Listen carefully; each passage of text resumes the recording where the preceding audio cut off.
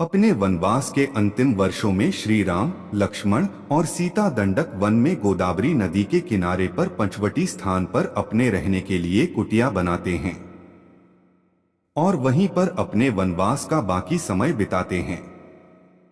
एक बार जब श्री राम अपने आंगन में बैठे ध्यान कर रहे थे, तब सूर्पनखा नामक राक्षसी वहां पर आ जाती है। सुपनखा वास्तव में लंकापति रावण की बहन थी। सूर्पनखा ध्यान में बैठे श्री राम के सुंदर स्वरूप को देखकर उन पर मोहित हो जाती हैं। वह एक सुंदर रूपवती नारी का रूप धारण करके श्री राम के पास पहुंचकर उनसे विवाह का प्रस्ताव रखती है।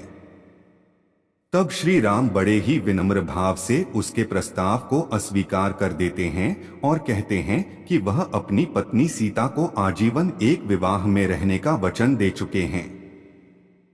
उस समय लक्ष्मण जी वन से लकड़ियां एकत्रित करने के लिए गए हुए थे और वह भी आ जाते हैं, जिन्हें देखकर शूर्पणखा एक बार उन पर भी मोहित हो जाती है। शूर्पणखा ने अपने साथ विवाह का वही प्रस्ताव लक्ष्मण जी के समक्ष भी रखा। तब लक्ष्मण जी उनको बोलते हैं कि उनके बड़े भाई श्री राम के होते हुए वह उनके योग्य नहीं हैं। जब श्री राम और लक्ष्मण दोनों शूर्पणखा के विवाह प्रस्ताव को इनकार कर देते हैं, तो शूर्पणखा को क्रोध आ जाता है और तभी देवी सीता भी कुटिया के अंदर से बाहर निकलकर आती हैं।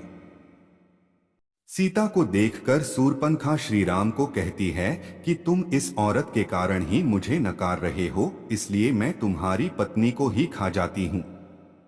यह कहकर क्रोध में सुपनखा माता सीता की तरफ बढ़ती है। तभी श्री राम लक्ष्मण को आज्ञा देते हैं और लक्ष्मण जी अपनी तलवार निकालकर शूर्पणखा की नाक पर वार करते हैं।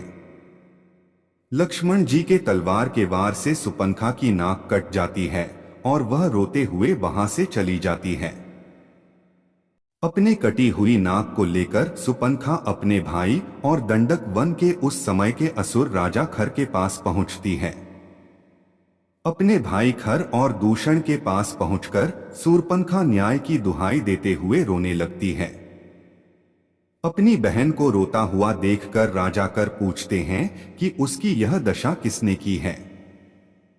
तब शूर्पणखा रोते हुए खर को बताती है कि श्री राम और लक्ष्मण नाम के दो युवक गोदावरी नदी के किनारे अपनी कुटिया बनाकर वहां पर रहने आए हैं।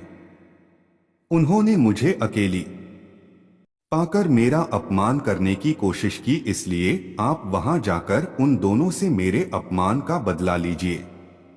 उनके साथ एक सुंदर नारी भी है जो कि राम की पत्नी है।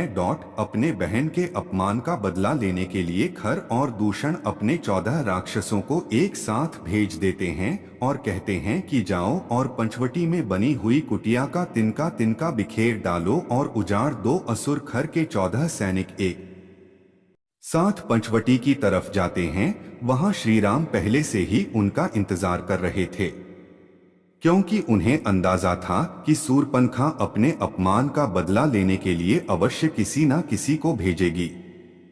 14 असुर एक कतार में उनके सामने आकर बोले कि दंडक वन के राजा खर ने का आदेश दिया है कि तुम दोनों भाई हमारे राजा की शरण में खुद को समर्पित कर दो तथा तुम्हारे साथ जो सुंदर औरत है उसे हमारे राजा की सेवा में उपस्थित करो।